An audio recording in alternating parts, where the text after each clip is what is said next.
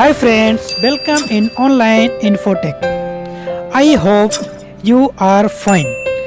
Let's start the video. चलिए friends जानते हैं सलजान नाम का मतलब उर्दू, अंग्रेज़ी और हिंदी में। सलजान इस नाम का शुमार लड़कियों के नामों में होता है। इस नाम का ताल्लुक़ मज़हब इस्लाम से है। यह नाम 5 हुर्फ और एक लफ्ज़ पर मुश्तमिल है। ये नाम शुरू होता है हुर्फ सीन से।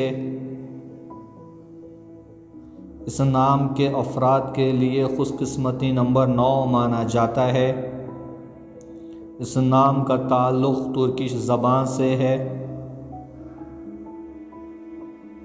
इस नाम के मायने हैं उर्दू में रूह या पुरजोश।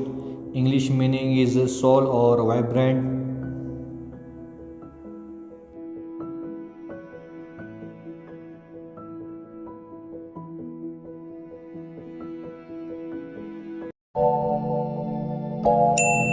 Subscribe to my channel, click the bell icon, get notified